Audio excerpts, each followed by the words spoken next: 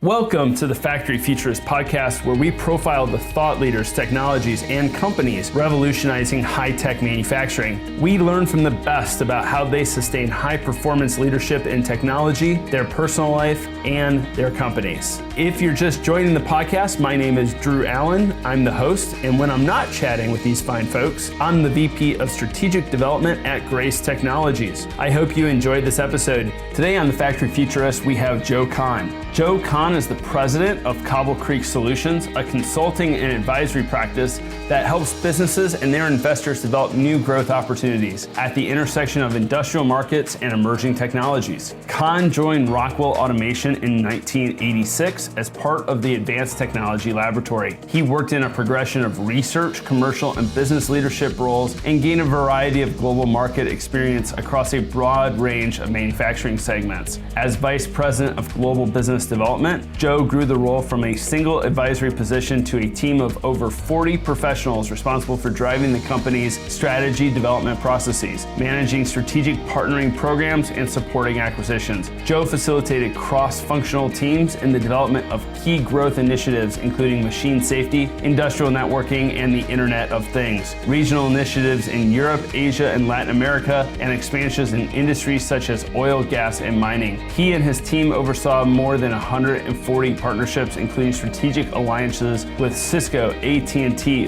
Microsoft, and industrial market leaders Fanuc, Endress-Hauser, and Panduit. He also supported the pursuit and execution of over a dozen acquisitions around the globe. Kann retired from Rockwell in 2017 and formed Cobble Creek Solutions. He holds a bachelor's degree in general engineering from University of Illinois and a master's degree in manufacturing systems engineering from the University of Wisconsin-Madison. Kann was elected to the SME Education Foundation Board of Directors in 2018 and serves on boards for two privately held industrial companies, Walker Forge and Equix Inc. Today, I'm really excited to have Joe Kann on a call via web conference for the Factory Futurist podcast. Really looking, I've known Joe for a number of years. We've been working together. He's also an advisor on our board. And we have a couple other interesting projects that we have been active with Joe. Anyways, Joe, welcome. Well, thank you, Drew. Good to be here. So there's so many different spots we could go ahead and start off, but I think probably the best spot is, why don't you tell everyone a little bit about your illustrious career and kind of the progression and what you did, at least in your past life. Yeah, sure. So I've been involved in the industrial world since the beginning of my career. Got educated as an engineer, and back a long time ago, started with Rockwell Automation soon after Rockwell had bought the Allen Bradley business, the old Rockwell International, and played a variety of roles. Started in the advanced technology labs, worked my way up through some business unit roles, some product marketing type roles, and things like that. But the most significant portion of my career was the latter third of the career, in which I was the head of the business development function for the company. And in that, I had three primary responsibilities. One was strategy development. I worked with our senior leadership and all of our business units and helping to craft the strategy for the company. And that was at an important time when the company was going through significant industry diversification and globalization, and new technology waves were coming in and things like that. So there's a lot of very active strategy work that was involved with that.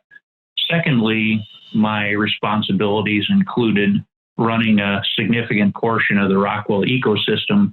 Rockwell's a big company, but it goes to market against companies that are even larger. And very, very long ago, it decided that the best way to do things was not to try to be, good at everything, but focus and use third parties as leverage. And there's several programs that fit underneath me and my team. That one was the Encompass program, which Grace Engineered Products is part of.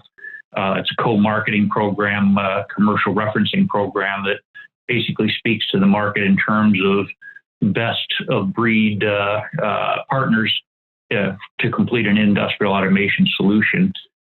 Secondly, there's the strategic alliances with some of the larger companies, and those typically evolved into more co-development, co-selling activities, advanced standards activities, all sorts of things like that, with large companies like Cisco and Microsoft and Fanuc, Anderson Hauser, and others. And we had dedicated alliance managers to focus on that. And then thirdly, we involved in the technology licensing activities to support all that partnering work through a function we called RA Technologies. Lastly, in my global business development role, I was involved with mergers and acquisitions and supported a variety of acquisition activities around the world over the course of 15 plus years, and deals all over from South Africa to China to North America and in between. And always enjoyed that as an important part and extension of the partnering mindset, as well as a good intersect with our strategy work. And so lots of activities in those areas as well. It was a very rich experience, but by 2017, I kind of worn myself out with all the international travel, and that's when I downshifted into what I do these days, which is more of an independent consultant and advisor. I sit on several boards, and I provide technology and business strategy consulting for a variety of companies in the industrial space. So let's talk a little bit about the industrial space. Hopefully for some of our listeners, they're going to be able, they'll have some firsthand experience, but we might have other people listening in who, have a product that maybe they want to take to market in the industrial space, or they're maybe looking to invest in the industrial space. How would you qualify the biggest differences in industrial versus consumer versus some of the other verticals? What are the challenges that you see when companies try to launch in the industrial space? Well, first of all, industrial is a very broad umbrella, and there's lots underneath it. But let's speak to some of the basics that most people think naturally of the manufacturing space, and that's certainly the centerpiece of a lot of definitions of industrial. But in my world, that also includes other heavy B2B type activities in the marine space, agribusiness, infrastructure, even things that are ultimately finding their way into what we now refer to as smart cities or smart building infrastructure and things like that. All of that has several characteristics that are common, but a lot of fragmentation to it. The characteristics that are common is, again, it's a B2B, so it's business to business selling as opposed to consumer type activities. The markets are typically multi-tier in terms of the channel. There's oftentimes intermediaries between you as the manufacturer and the ultimate buyer of your equipment. That includes systems integrators. That might include channel partners like distributors or wholesalers or reps. And oftentimes there are value-added stages in between, such as machinery builders that incorporate certain technologies into their equipment and then resell that equipment as well. And that complexity in the commercial side can be very daunting for a company that's not familiar with that, how that works. The other characteristic that is increasingly important is because of the technology overlay in these segments. There's a lot of technology content, in particular digitally. You have to be aware of all of the nuances of networking and data types and all sorts of other things with your product, as any given segment might have different standards and different preferences to how all that data gets managed and handled. And new challenges like security and things like that all come into play in significant ways, because these tend to be very mission critical industries. If bad things happen, whether it's security or safety, people can be injured. Great harm can come to physical assets. Environment can be damaged. All those kind of things, and so the stakes are quite high. And so it's more than a casual nod to some of those critical risk managements like security and safety that you have to take care of to make your products acceptable in those segments. Okay. what do you think the biggest mistake is that you see when either big companies or new companies enter the industrial space? What are typically the areas where they're stubbing their toes? Well, I think one of the things that happens often, if they're not familiar with it, and I'll use again manufacturing as a subsegment of the broader industrial, is that they treat it as a monolith. Whatever people's images of manufacturing are, they might think of automotive, they might think of some machine shop or a job shop, they might think of things as broad as food processing or pharmaceuticals or aerospace. But to simply broad brush manufacturing as a monolith is quite hazardous. You're going to miss way too much. Most of those subsegments have their own vocabulary. They certainly have their own drivers of value and different priorities. And if you don't get very specific about the industry segment you're trying to serve, the chances are you'll have a less than stellar reception to your technology, because frankly, you have to be able to speak the language of that particular vertical. You have to understand their value drivers, and you have to be able to express your differentiation in the context of that vertical segment.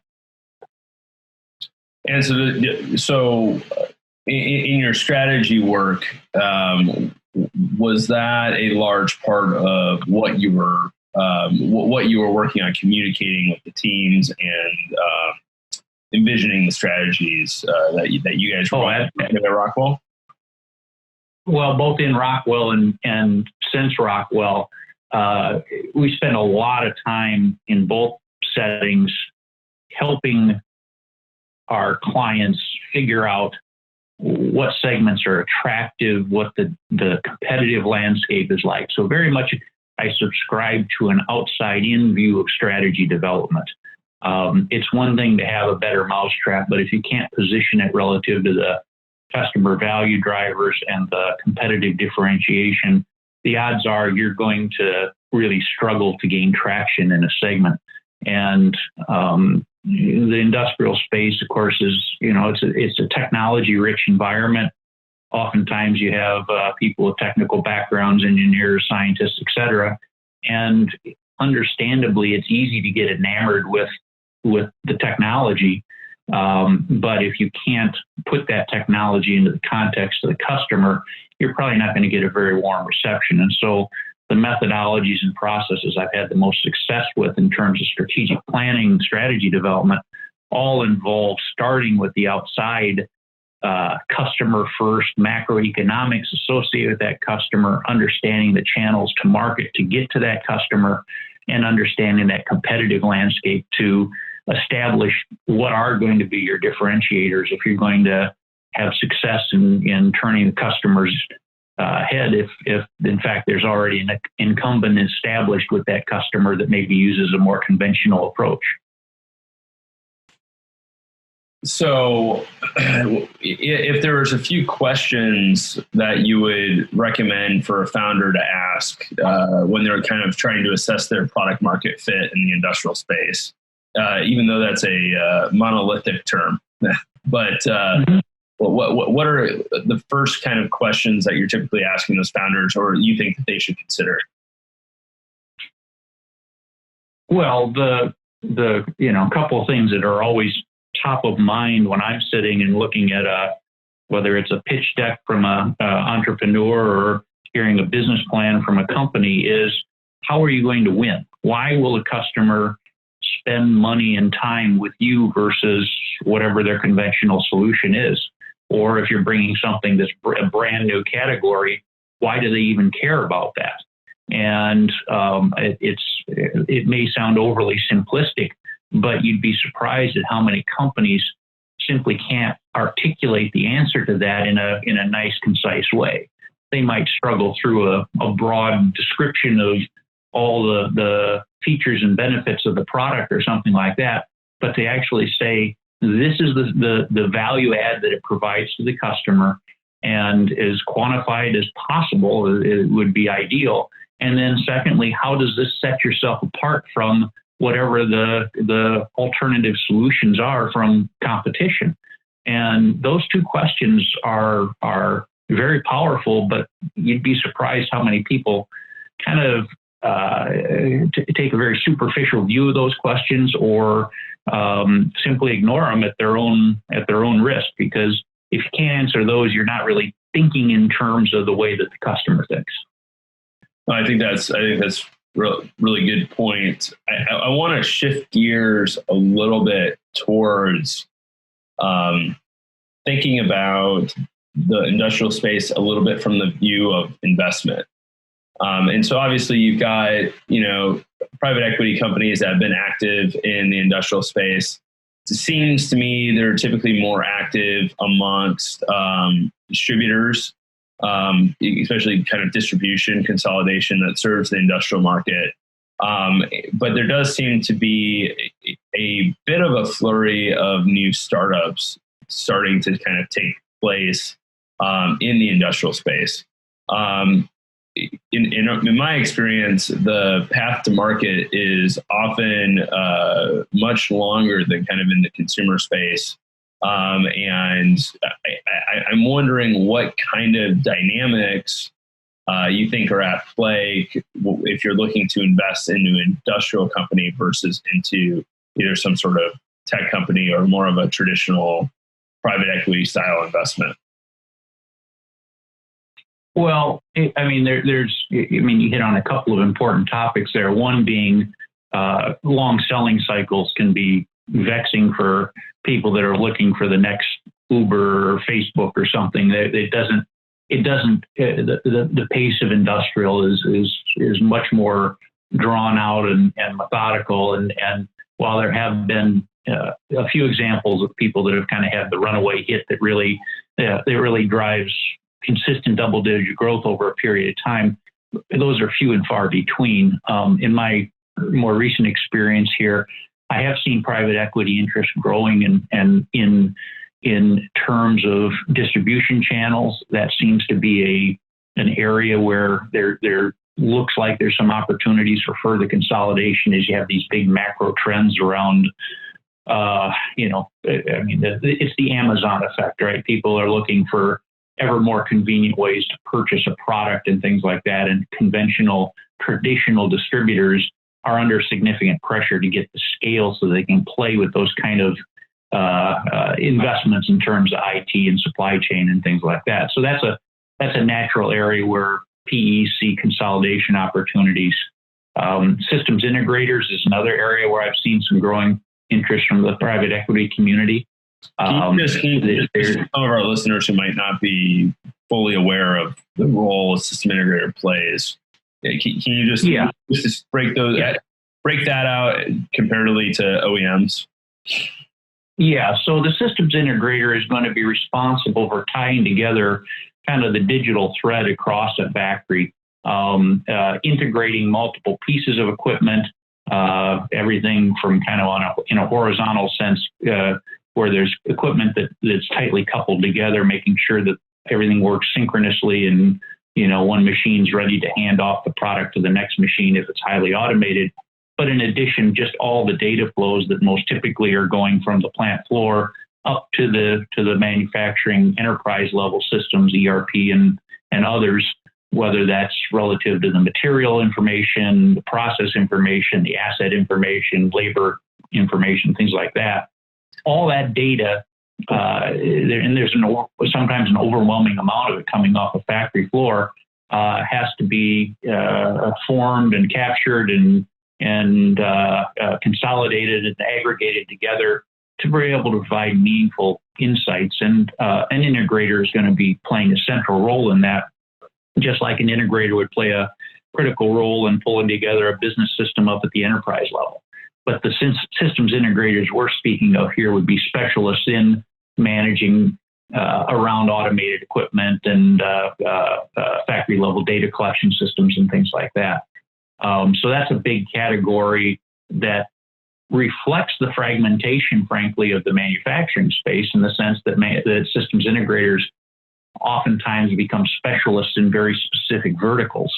And so to the outside investor that's interested in doing some consolidation there, they have to take care to understand that just simply going out and buying a collection of integrators and slamming them together unless there's some forethought into what segments you're trying to drive consolidation in and how you're going to gain advantage of scale.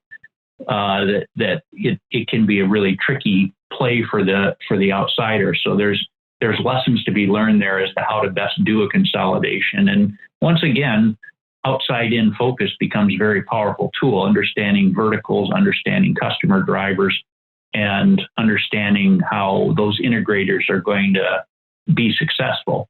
And one other challenge with the integrator investment is the systems integration business is notoriously cyclical. When there's capital booms, the SIs are very busy, and when the markets get soft, the big capital projects tend to slow down, and systems integrators don't typically have a lot of alternative sources of revenue besides project work. And that can create some less than exciting financial performance in those downturns, and that can be a challenge for an outside investor looking to move into a space.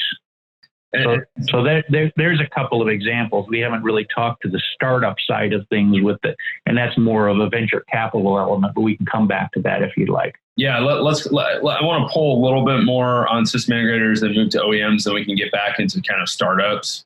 And then if you could talk through a little bit of how, with the system integrator market, you're seeing typically consolidation within the verticals that they're serving, or are you trying to see system integrators go more horizontal to diversify their risk? So obviously, if they're I haven't seen the latter as much as I've seen the former, and the thought process there, in the idea that within a given vertical, let's say automotive, the idea that they're having a broader geographic footprint can be appealing to a large multinational automotive customer, because I can, if I'm put myself in their shoes, I'm now able to find an integrator that can support me in multiple plant sites around the country or around the world even. Right now, the only companies that really provide that sort of value proposition are going to be companies with revenues in the hundreds of millions of dollars level, and oftentimes they're the captive systems integration arms within the big automation companies like the Rockwells and the Siemens and people like that. And how do the economics break down a little bit of the economics for distribution companies, system integrators, and then we'll move on to OEMs? How do you typically see the economics, and how are you seeing these companies valued? Yeah, well, I without going into too much depth there, let me just hit on some of the highlights of things that are the most dynamic parts of those models. So with the distributors, obviously the foundation of the distributor model is going to be one very much is they are a player in someone else's supply chain. So they're taking title to product, and they're moving that product, and they're providing value add to their customers by consolidating multiple lines of products together, so that if I'm a machine builder, for example, or I'm a large end user, I can receive a bundle of goods from multiple vendors all at the same time and well kitted and prepared for me. And I as a distributor have simplified that purchasing process. So there's obviously a element of advantages of scale that comes with that. Scale in terms of the relationship that they have with their suppliers. The larger they are, the more clout they have with those suppliers.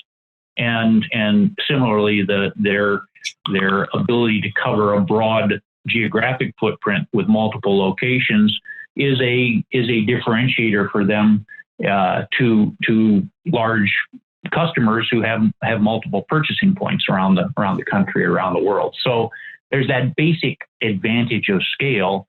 And then the other thing that comes into play is these distributors have all generally strived to try to build their own differentiation beyond just being a means of extending credit and managing inventory. They have tried to create value-added services and increasingly digitally related things like e-commerce elements to their model.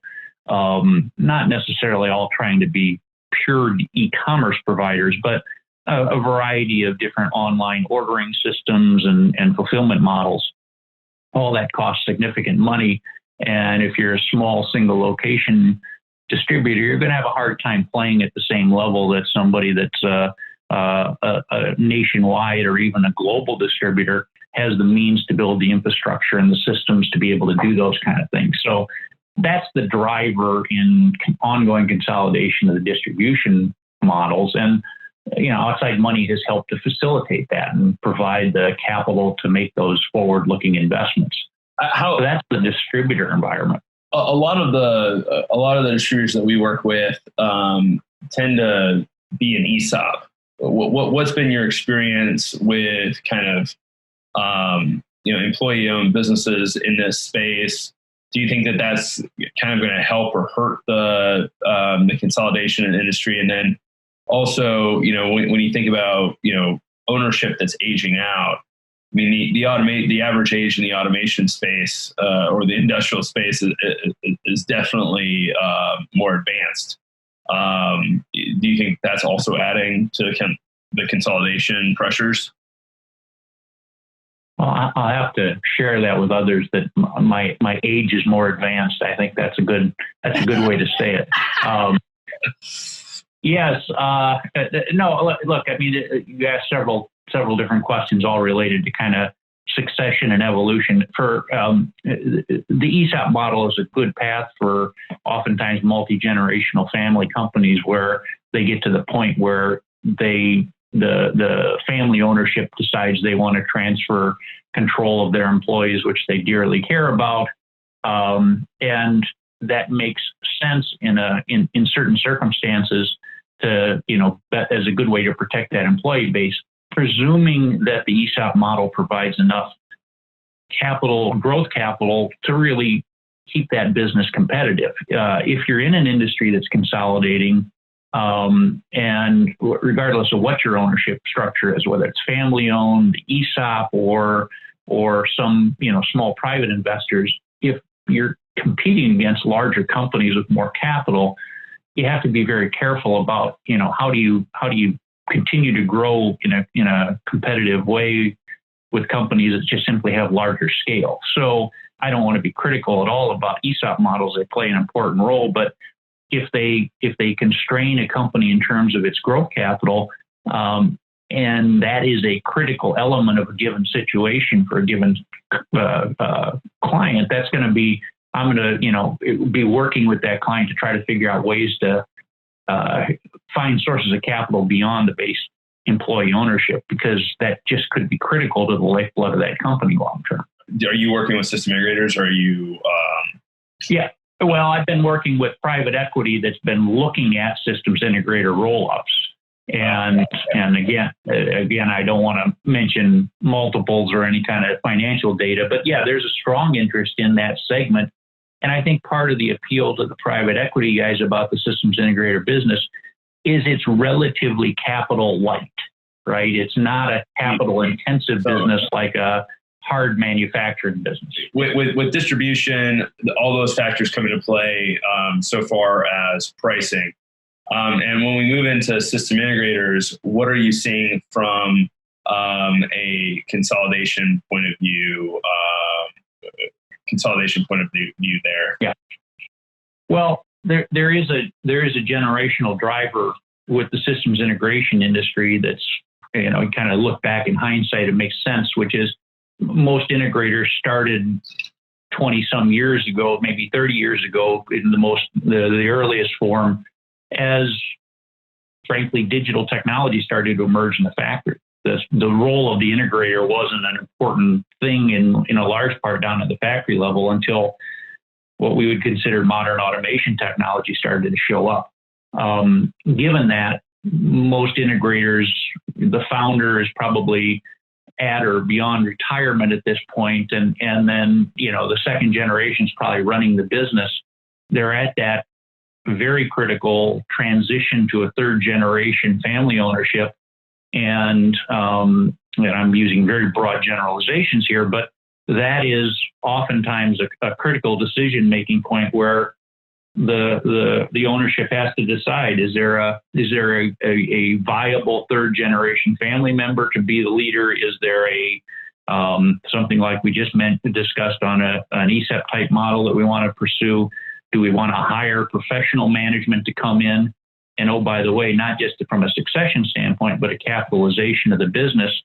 If it's critical that I continue to grow with new technology and broader geographic reach and things like that, how I'm going to fund that. And that's often the time when integrators start to feel like they would entertain outside investment, and sometimes in minority investment, but more often than not, an exit.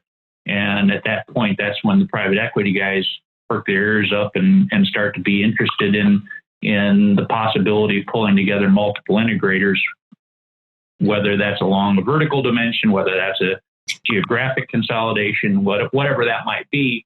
That's the kind of interest that's out there right now. And I've seen that time and again from the private equity community as they recognize that integrators are central in a lot of these new trends in the factory environment, which of course they want to invest into new and growing trends. So things, as we use these broad umbrella terms like Industry 4.0 and Internet of Things and digital manufacturing, et cetera, connected enterprise, those are all elements that the systems integrator plays directly into. And so there's a promise of a healthy trajectory for those businesses into the future if you can stomach the cyclicality of those businesses, and if you can understand some of the challenges of scaling those businesses because of the fragmentations in the market.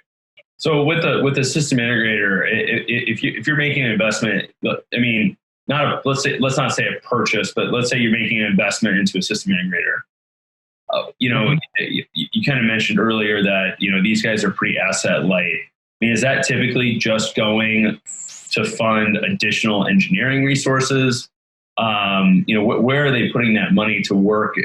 With an investment in a system integrator? Well, the integrators that I've been engaged with are all looking at two dimensions. One is broader geographic reach. They want to be able to follow their customers to multiple locations. And so they might be looking themselves, if it's a particularly strong leadership team, they might be looking to architect the kind of roll up that we've been talking about, and be much more, frankly, focused on that than the outside money might be. So they're driving the consolidation themselves. And then secondly, the investments required to build more value-added services that provide some degree of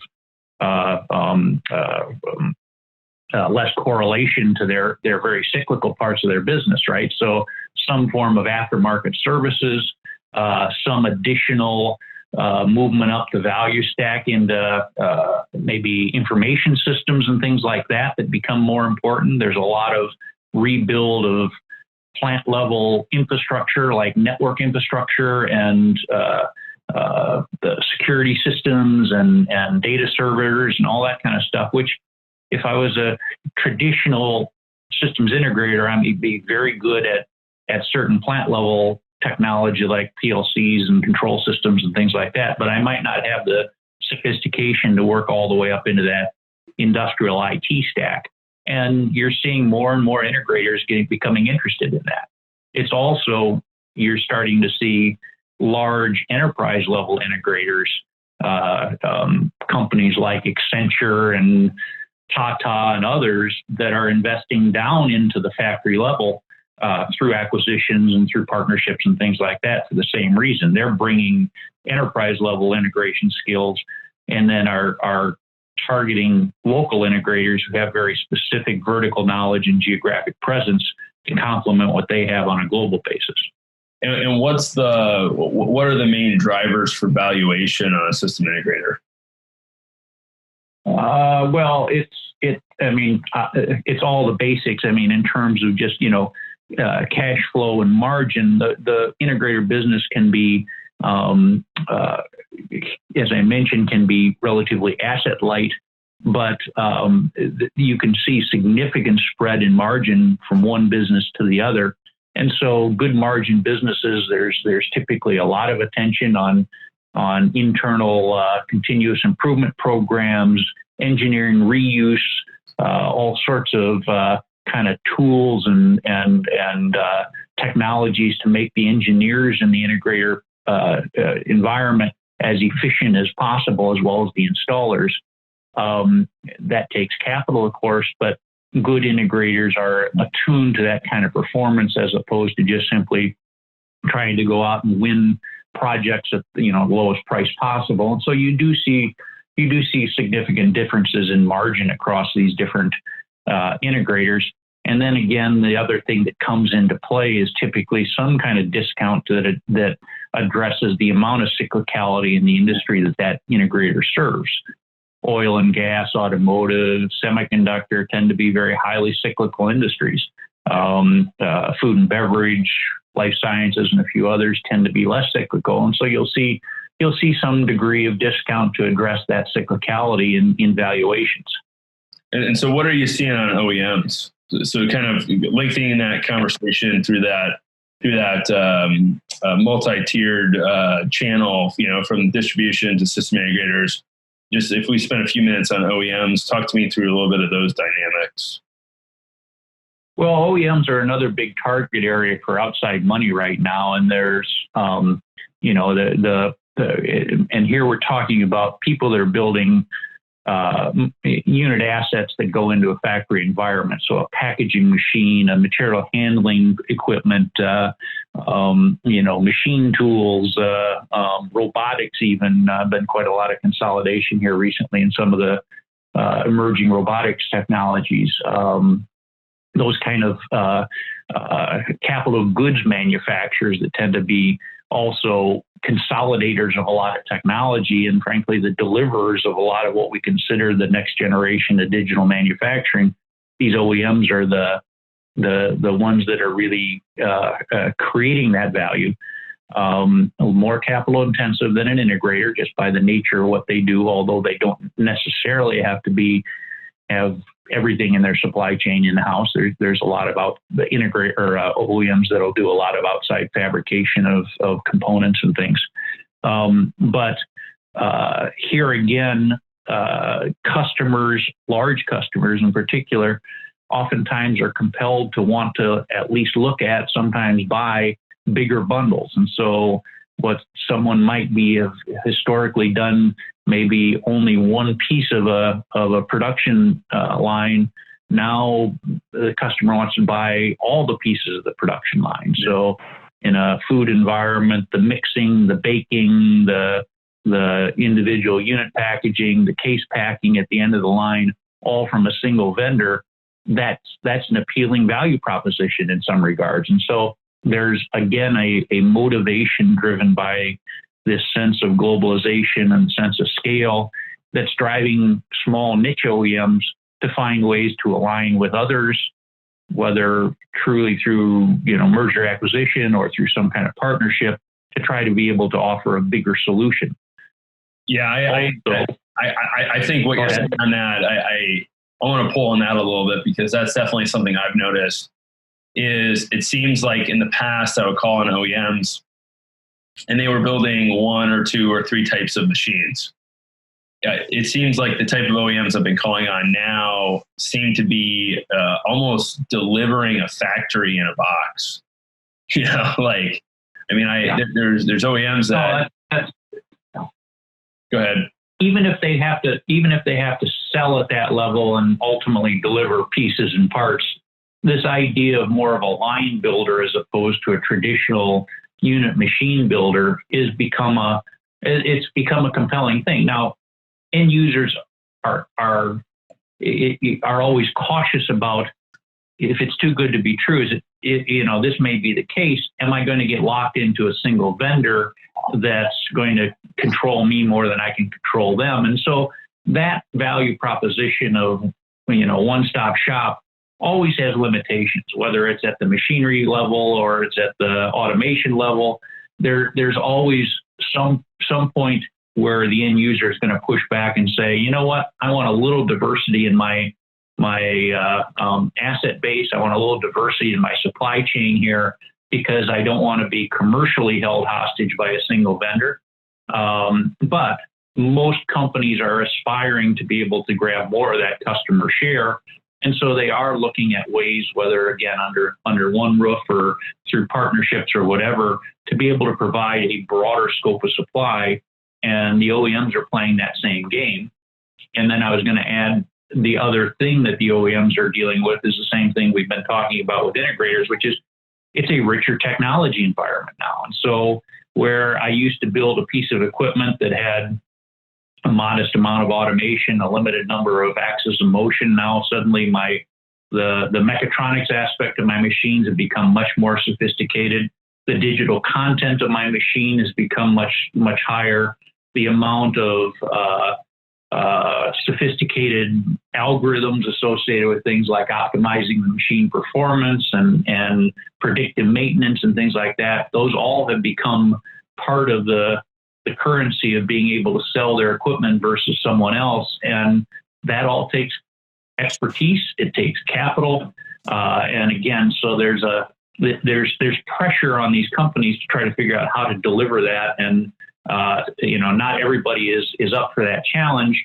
And so people will focus on, more carefully targeted niches to be able to make their investments go as far as possible. But most of these machinery segments are also facing tremendous pressure from the global market in terms of commoditization of the basic functionality. So, what used to be something that was, a standard 3-axis milling machine now has become virtually a commodity because of pressure from low-cost countries that can build a very adequate machine of that type. So everybody has to add all sorts of differentiation on top of that base equipment. And so mechanical differentiation is very difficult to sustain these days. Most OEMs are looking for some form of digital differentiation, more sophisticated mechatronics, and or some form of service model to wrap around their equipment. I would also say that, if you look at kind of the trajectory of automation, right? If the field really started booming in the 80s, kind of 70s and 80s, probably a lot of those mechanical patents have had to have come up that gave these OEMs an edge, at least in the past. Is that something you're seeing? No doubt.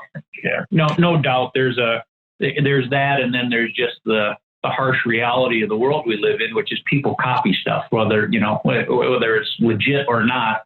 It's difficult to stop someone halfway around the world from copying my mechanical design. And we've all heard, in numerous cases, and some of us, like myself, have seen direct examples of, knockoffs that are so carefully identical that it's almost scary to the point of, flaws in the original design are copied directly into the knockoff. And so, and it's, again, based on, without getting geopolitical here, based on legal systems and other things, there's not a lot of recourse in some of those regards to stop that stuff.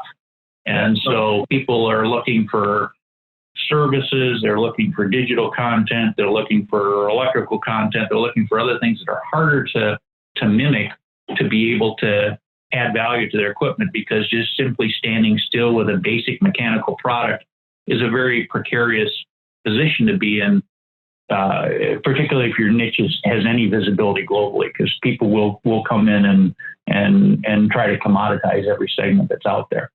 So, the title of this podcast is Factory Futurist. So I got 2 more questions on OEMs.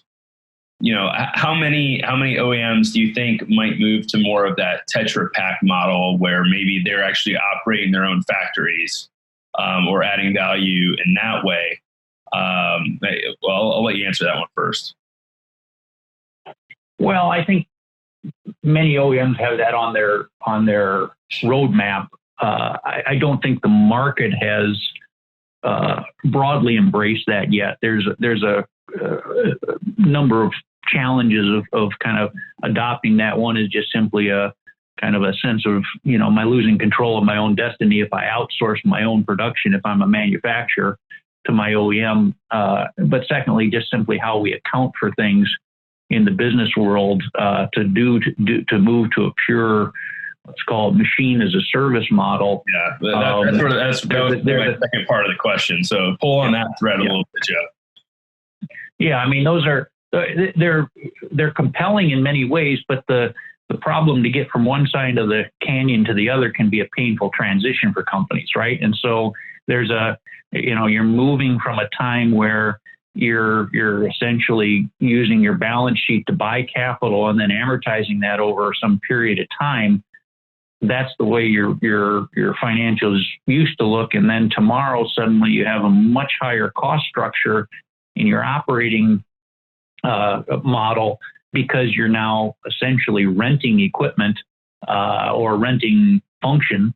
And while that might be compelling long term, it might be more asset light, it might have all sorts of long-term sustainability advantages. There is a transition that, depending on the patience of your investors, it can be, and their willingness to understand the transition you're going through can be challenging. And I think that's been as much of a point of resistance for some of these new X as a service models as anything. It's not that the technology isn't ready. I think we're getting past some of the concerns on, you have most of these models require some degree of monitoring and remote experts and things like that. That's all being technically solved, even with some of the security challenges becoming more commonplace. But the financial optics of making these models work and transitioning those models, I think, is still tough for a lot of companies. Okay. All right. Well, let's move on from OEMs. And that was, I think that whole section is going to be really, really useful to a lot of people in the industry or people looking to get into the industry. So I want to move into the startups. Where are you seeing kind of the most activity in industrial startups today?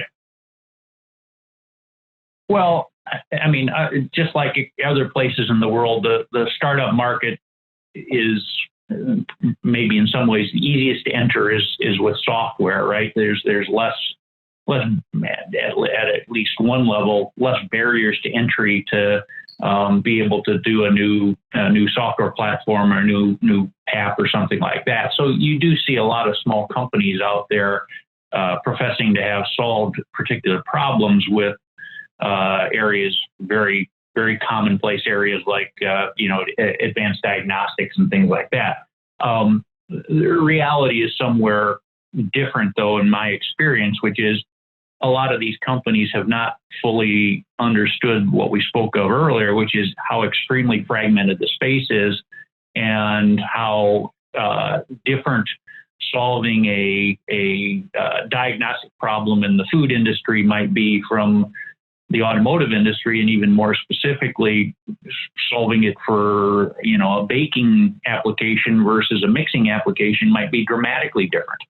As you get closer to the physics of the process, a lot of people have made the bad assumption that things like learning algorithms and things like that would adapt to all these different process elements. And while it's plausible and kind of conceptually makes sense, what you find is, because of the fragmented nature, it's very difficult to build large data sets around a lot of these processes and then be able to replicate that from company to company, from production line to production line, and be able to derive value without having to start the entire learning process over. So just in that area of diagnostics and optimization and things like that, there's literally dozens of companies out there that are doing some form of the IoT optimization type thing.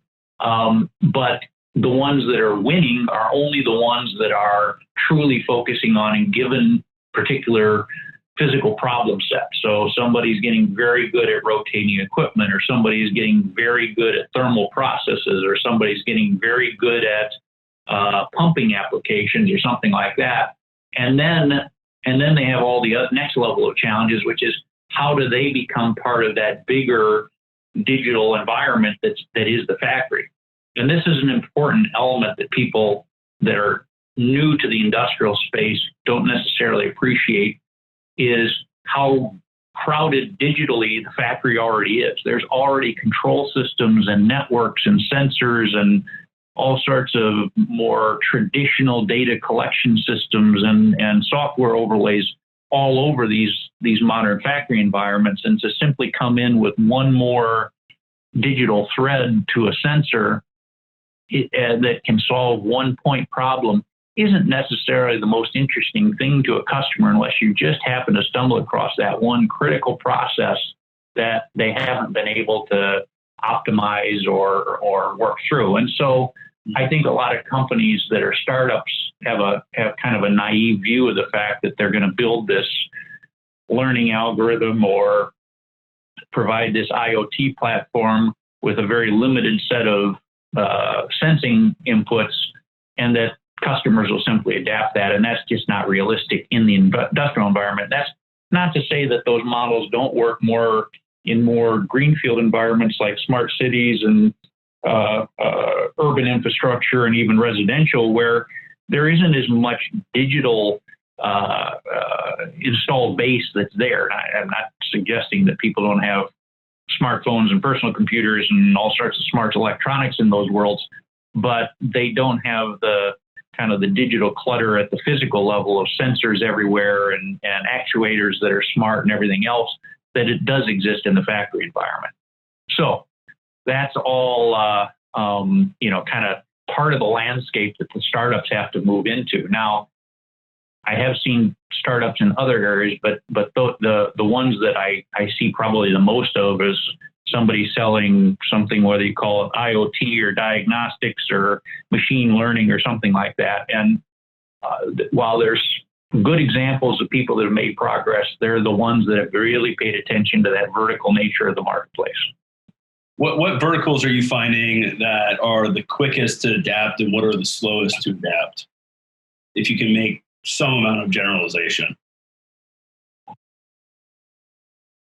Well, that's a tough one, Drew, because it's more at a customer level as the rate of adoption as opposed to an industry level, a vertical level kind of a thing. And it comes back to some of the complexity we've talked about earlier, where maybe the better way to slice it is to say, I am seeing OEMs, because they control their entire process, if you will. They're building a packaging machine, and they understand the nuances of that piece of equipment from top to bottom. They're much more capable of adopting, let's say, a machine learning algorithm for that piece of equipment at the time of the build of the equipment, as opposed to some brownfield overlay aftermarket kind of a play. So I think you're seeing progressive OEMs, for all the reasons we spoke of earlier, that are out there looking at these new technologies and figuring out ways to directly embed them or to enable their service models and things like that. So that's a way that this technology is being adopted. If a startup can get coupled in with the right machinery builder, that can go a long ways to building some meaningful volume in terms of their offering. There are challenges with that, of course, which is if I become successful as a startup with one packaging machine OEM, that OEM might not look kindly on me going and selling essentially the same virtual solution to the next packaging OEM down the street. And so there's some complexity in how you manage intellectual property and how you protect the differentiation that a good customer is willing to invest in your technology with. So there's some things there that have to be thought through as well as to how to best do that. And those vary on a case-by-case basis. So that's, go ahead. In B2C kind of investment, they say whatever you think you're going to need from an investment standpoint, you should double it, and then you should probably double it again. Do you think it's fair to say maybe you need to double it a couple more times in the industrial space because of the complexity? Or you do your homework up front to avoid wasted energy. I think we're probably saying the same thing in two different ways. Yeah, you can waste a lot of energy if you make some naive decisions about, hey, I want to go serve manufacturing as a broad segment. I think if we get more sophisticated in our targeting and our messaging and understand the channels to that given vertical that we choose and understand deeply the application problems, I think you can reduce some of that startup risk and have a better chance of success without just simply having to throw money at the problem. That's good. I think that's a great piece of advice for a lot of startup founders. All right. Well, I want to turn a little bit off of the industry for a little bit and talk a little bit more about you. So, Joe, we've mentioned kind of your past life. You had a lot of deal making, and you're still involved in quite a few kind of ongoing deals. Curious, what's the best advice you've ever been given about making deals?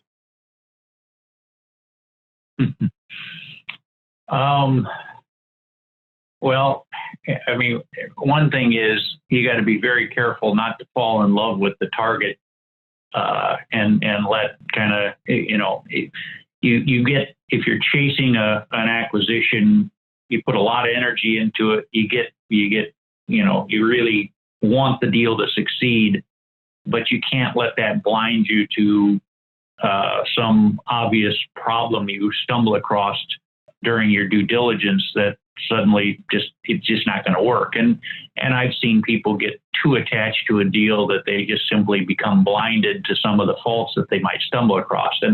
And you have to walk into any deal with the idea that, yes, you hope it will succeed, but you have to be willing to walk away, or you simply, first of all, you can just do really bad deals, but also you'll greatly lower your leverage with the seller if you kind of just simply put on the rose-colored glasses and accept everything that's being said at face value. You have to do your homework at a deep level, and I've certainly felt the kind of that swell of excitement when you get close to the finish line, but I've also had the disappointment at the 11th hour to find something that was just an unworkable element that suddenly you had to say, no, I've got to walk away. And I think that people that are good at that process understand that you do have to walk away from more deals than you probably ever thought you would have to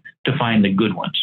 And it takes patience, both in terms of personal patience, but it takes patience for your investors to understand that we might have a very specific timeline that we want to get a certain number of deals done in a certain amount of time, but if it's not meant to be, it's not meant to be. And so there's so many variables in a typical acquisition that could go wrong that you just have to have the patience and the willingness to have that big perspective, or you're going to make a mistake.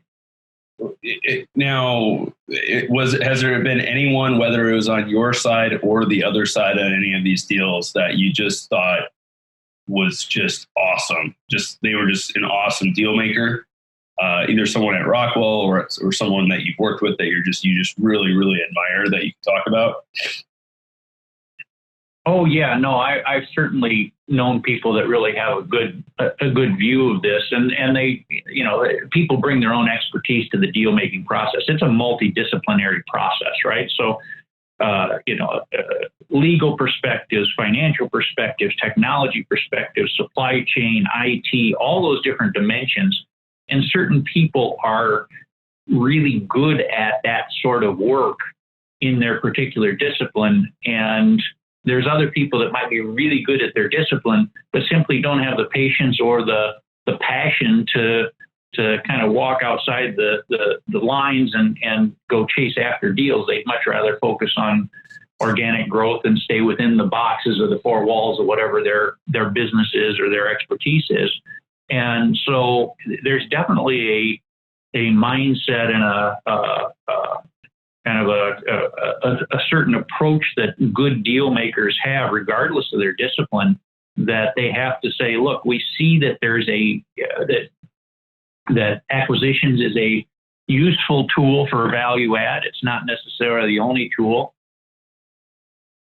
but it's one that can create great value for a company. And you see that across the board. And, look at large companies at the, Fortune 500 level and things like that. You see certain companies that a big portion of their value add is having a very successful M&A growth engine. And there's other companies that are very much predicated on more organic growth, or going through and doing consolidation and, using acquisitions as a way to drive great cost and operational synergy. So those kind of things all come into play. And there's certain people that are really good at different types of those playbooks and different expertise and things like that. So, but you definitely know somebody that's a good deal maker when you see them, in terms of their willingness to kind of see that big picture and see how that can create value.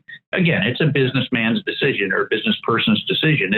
You have to be able to think of it as in the eyes of the investor, does this create real value? And if you can keep that perspective, that will keep you out of trouble in many of these complicated decision-making things that'll happen naturally in almost any deal-making environment. So, for people listening, you have a very, very impressive background and track record. But, I think that anyone who's been in the trenches for a while realizes that does not mean you haven't had your share of failures.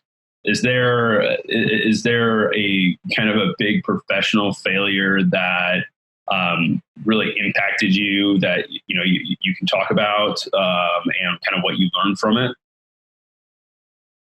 Well, let's retrace the conversation we just had about M&A. I had many deals that got to that 11th hour only to discover the unexpected liability.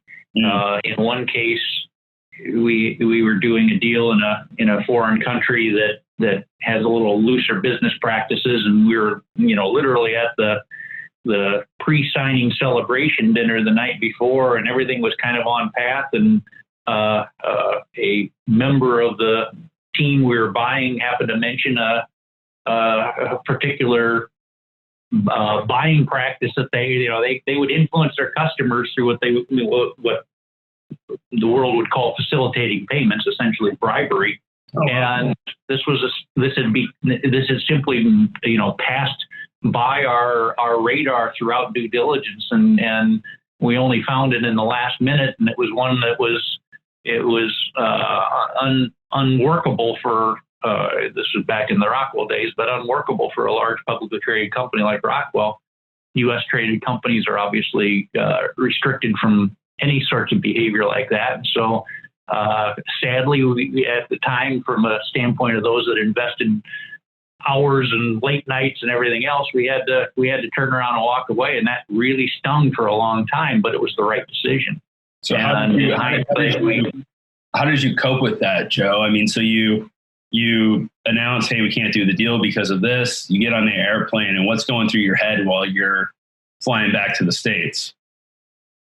Well, you go through an entire range of trying to figure out, was there some way to remedy this situation? And perhaps had the circumstances been slightly different, and we had found one or two individuals in the company that had this their practice or something, that we could somehow isolate them and get them out of the picture. But in this case, as we dug deeper, we found that it was very systemic, and it was not something that you could simply move a few people aside and fix. And we kept going back round and round to trying to find out, was there some way to remedy this?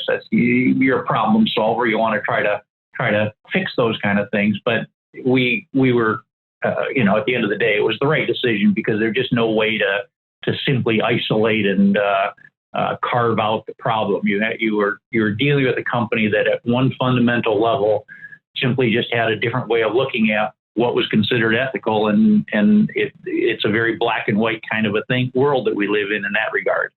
And so it was frustrating because of the effort that had been put in, but it wasn't, in hindsight, it wasn't the wrong decision by any stretch of the imagination. We would have put the entire company at risk had we done that.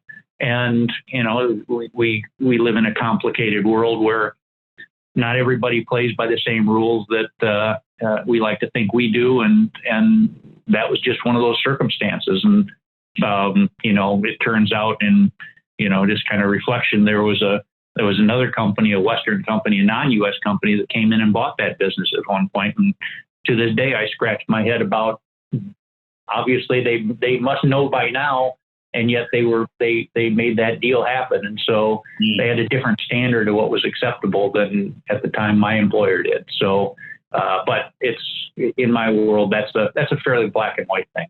Yeah, for sure. Absolutely.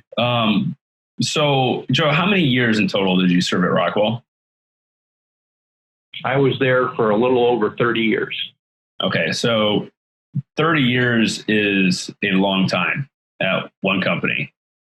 How did you organize your life? What did you have certain routines that you found made you more productive, or that gave you that amount of longevity in your career? And so what was your routine then that might have helped you versus today? Well, it is certainly by today's standard a pretty unconventional career path, as most people move jobs much more often, or move employers much more often, and frankly move jobs more often. I'm a deeply curious person that's always looking at trying to understand why something works the way it does. And I don't mean that in an engineering sense. I mean that in the broadest business sense. And so the thing that motivated me throughout that whole career was I was working in an environment for a company that was very supportive of the fact that I had this fairly insatiable curiosity about all sorts of things. It took me into the areas of economics. It took me into the areas of education of next generation workforce. It took me into the area of doing a lot of mentoring with some of my younger employees. It took me into obviously global business environment and doing things with my, I had a classic technical background, a whole variety of different business disciplines that I had to learn to be successful in everything I did. And that sense of curiosity and working in an environment where I was encouraged to keep learning and keep doing those new things kept it very fresh and vibrant. And to the day that I walked away, I was still learning things and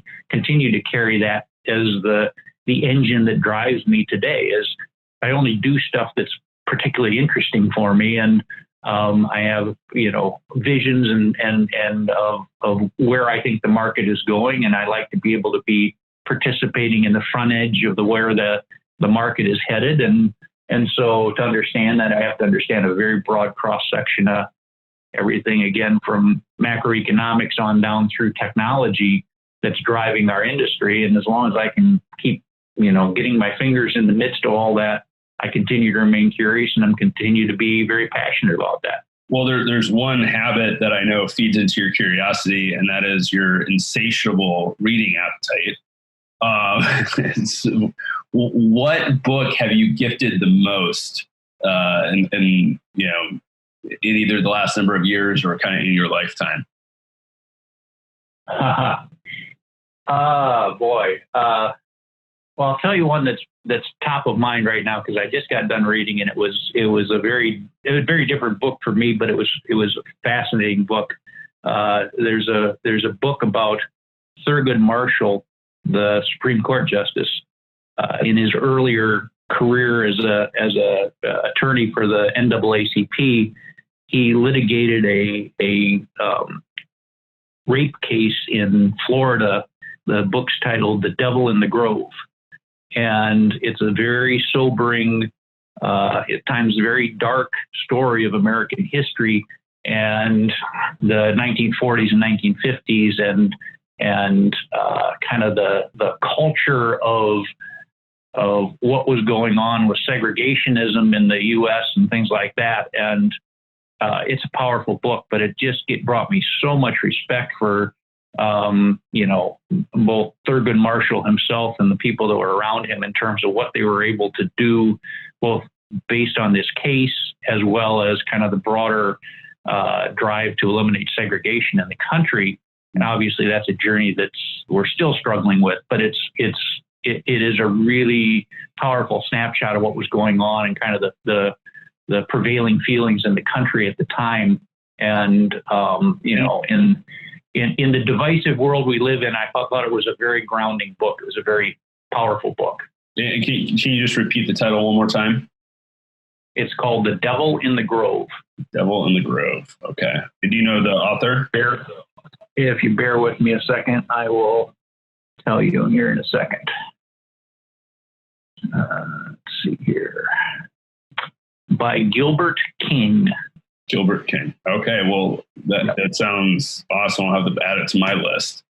Maybe besides how this book has kind of changed your mind, I guess, what else have you changed your thinking on in the last few years?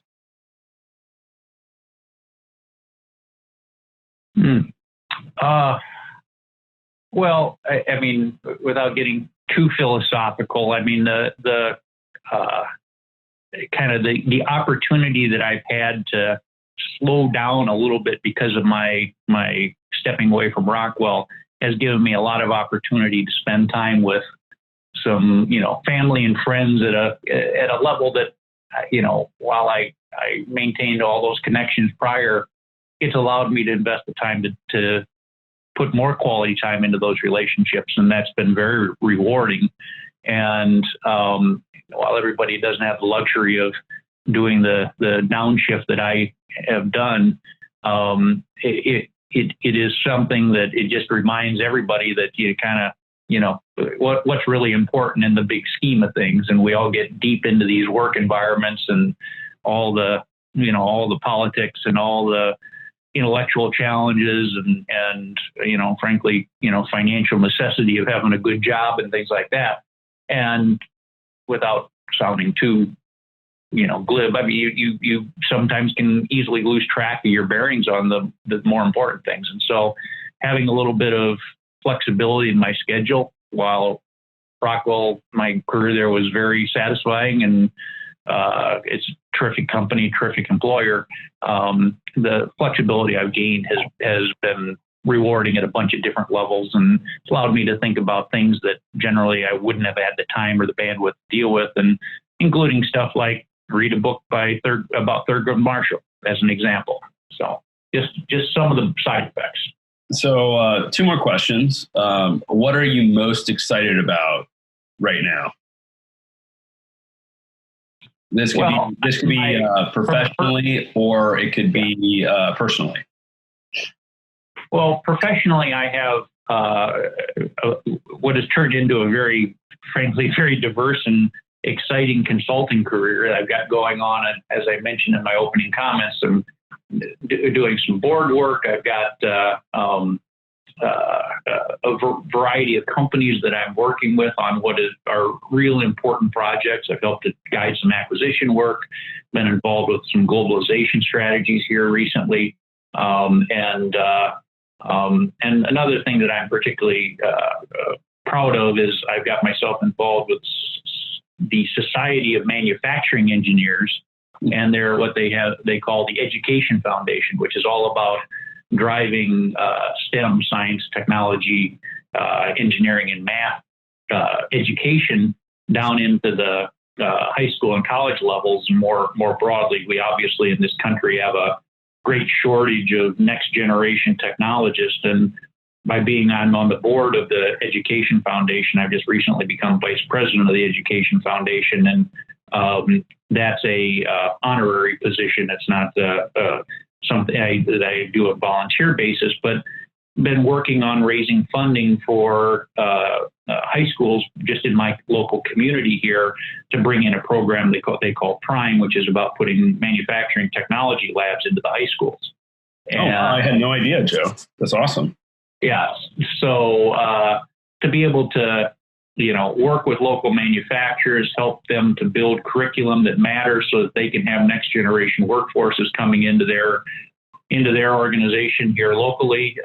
It's quite exciting, and I'm always trying to do things that kind of help the cause of manufacturing and engineering related, technology related activities. And this is one area that I chose to work on that's a little less kind of, personal driven and more community driven and very, very rewarding stuff. Is there a best, I know that these last few questions are a bit disparate, but is there been a best purchase you've had in the last kind of couple of years under a couple $100? Well, although the audience probably doesn't, I'm a avid fisherman, and I was just at the local an event called the Muskie Expo. I'm a muskie fisherman, which is a northern water fish, and I just came home with more new muskie lures than I probably should have, and I think that. But we don't know how effective they are yet, Joe. Oh, no, I have been assured by the people that sold them to me that every one of them is going to catch a trophy. And so being a good fisherman, I believed everything I'm told on that front. And so I believe that I will catch more trophy muskies this year because of my new lure purchases. Oh yeah, that's great. If there's anything, I want to just open it up to you. Is there anything you want to ask the listeners for? No, I think that's a good summary of some of what we talked through. I think we're unless you have any other questions, no, I have nothing more to add. All right. Well, hey Joe, thank you so much for the time. This has been truly informational. I think that this is really going to bring a lot of value to our listeners. And thanks a lot. I appreciate it. You're welcome, Drew. I enjoyed the conversation. All right. Have a good one. Thank you for listening. I'm Drew Allen. We look forward to seeing you in the next episode.